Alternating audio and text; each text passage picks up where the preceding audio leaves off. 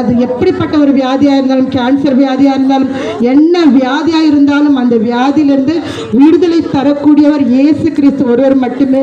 அவர் அதற்காக தான் இந்த உலகத்தில் நமக்காக, நம்முடைய பாவங்களுக்காக 400 ஆண்டுகள் ஜனங்கள் இருளில் இருந்தாங்க. அந்த இருள் இருக்கிற ஜனங்களை வெளிச்சத்துக்கு கொண்டு வரதுக்காக இயேசு கிறிஸ்து இந்த உலகத்தில் குழந்தையாய் பிறந்து 33 வருடங்கள் இந்த உலகத்தில் அவர் எல்லாருக்கும் நன்மை செய்கிறவர்களை சுற்றி திறந்து 33 வருடத்தில் அவர் நமக்காக, நம்முடைய பாவங்களுக்காக, நம்முடைய அக்கிரமங்களுக்காக சிலுவையில் தொங்கி ஜீவனை விட்டு திரும்ப 3ஆம் நாள் உயிர்த்தெழுந்தார்.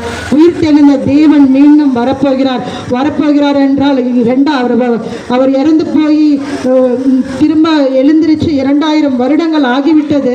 இப்போ 2025ஆம் வருடம். இன்னும் கொஞ்ச காலத்தில் ஏசப்பா வருகிறார் என்று அங்கங்க கேள்வி சொல்லிட்டு இருக்காங்க. நம்மளும் கேள்விப்பட்டிருக்கோம். வருவார் எப்போ இருந்தோ சொல்லிட்டு இருக்காங்க.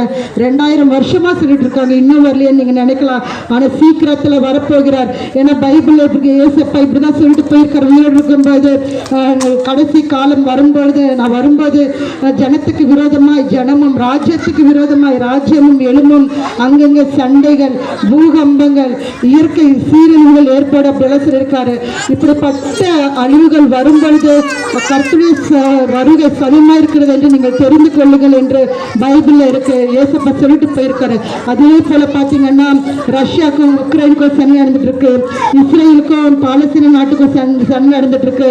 அமெரிக்கா பாத்தீங்கன்னா பாதி தீனாலும், இப்ப கொஞ்ச நாள்ல பாத்தீங்கன்னா பனினாலும், இப்படியா ஏதோ ஒரு இயற்கை சீற்றம் நடந்து கொண்டே முக்கால்வாசி பாகங்கள் அழிஞ்சு போயிட்டே இருக்கு. முக்கியமா அமெரிக்காவோட பொருளாதாரத்தை பொறுத்துதான் நம்முடைய இந்திய பொருளாதாரம் இருக்கு. நிறைய பேர் சொல்லுவாங்க அமெரிக்கா ஒருவேளை முற்றிலுமாக அழிக்கப்பட்டு போச்சு, ஒருவேளை எல்லா பொருளாதாரமும் அவங்களுக்கு நஷ்டமடைந்து போச்சுன்னு நினைச்சுக்கோங்க. இந்தியா கூட பாதிக்கப்படும்.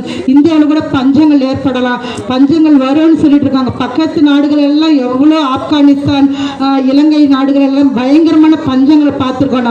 நம்ம தேசத்திற்கும் பஞ்சங்கள் வரும். ஆனா கர்த்தர் ஏசப்பா தான் நம்மளை இம்மட்டுமாய் காத்து வழிநடத்தி வருகிறார். அந்த பஞ்சங்கள் இருந்து நாம விடுபடணும்னா கர்த்தராக இயேசு கிறிஸ்துவை நோக்கி பாருங்க.